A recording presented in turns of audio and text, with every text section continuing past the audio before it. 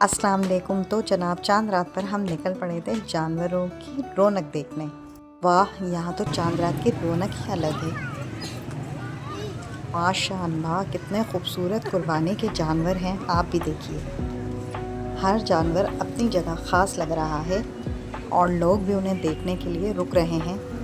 खूबसूरत लाइटिंग और डेकोरेशन ने माहौल को और भी प्यारा बना दिया है। माशाअल्लाह, ये वाइट बेल कितना खूबसूरत और सेहतमंद लग रहा है। लीजिए, एक और इसी तरीके का बेल आ गया।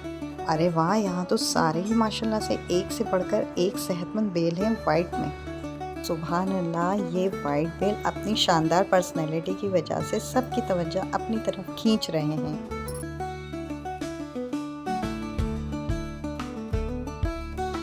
चलिए अब हम मज़ीद आगे बढ़ते हैं।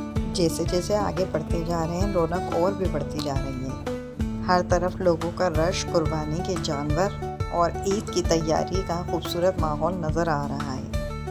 आगे का मंजर भी बहुत दिलचस्प है। हर तरफ गहमा गहमी है। लोग जानवर देख रहे हैं और ईद की खुशियाँ महसूस कर रहे हैं। देखिए, कुछ लोग अपने जानवर को घुमा रहे हैं। ईद करीब हो और चांद रात हो तो ऐसे मंजर देखने को हर तरफ मिलते हैं। वाह माशाल्लाह, ये बेल तो मुझे बहुत ही पसंद आया। बहुत ही खूबसूरत और मजबूत नज़र आ रहे हैं। आप चलते चलते हम बकरों के पास आ पहुँचे हैं। यहाँ बहुत खूबसूरत सफ़ेद रंग के बकरे थे जो बहुत ही दिल को लुभा रहे थे।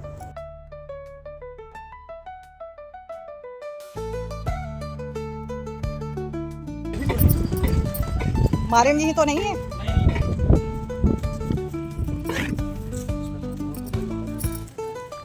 और आखिर हम उस जगह पहुंच गए जहां भाई की गाय खड़ी है। यहाँ कुछ और गाय भी खड़ी हैं जो सुबह कुर्बान होने के लिए तैयार हैं। और साथ में वही मासूम मासूम से प्यारे प्यारे क्यूट क्यूट से वाइट वाइट बकरे। और ये रही भाई की गाय, माशाल्लाह बहुत प्यारी और पुरसुकून लग रही है। ये रहे उज़हान और मोनू अपनी पसंदीदा गाय के साथ। दोनों नींद और थकन से निढाल हैं, लेकिन घर जाने को किसी का भी दिल नहीं चाह रहा इतनी रौनक देखकर। काफ़ी रात हो चुकी है और कुछ जानवर थक कर अब आराम कर रहे हैं और कुछ जागे हुए हैं। मोनू गाय के पास खामोशी से खड़ा हुआ है। शायद इसे कल गाय के कुर्बान होने का अभी से दुख है। शायद उसका दिल नहीं चाह रहा अपनी गाय को छोड़ के जाने को। और इसी के साथ हमारा आज का चांद रात का व्लॉग ख़त्म। अब आगे ईद और कुर्बानी की यादें इंशाल्लाह नेक्स्ट व्लॉग में। तो मिलते हैं नेक्स्ट व्लॉग में। अल्लाह हाफिज़।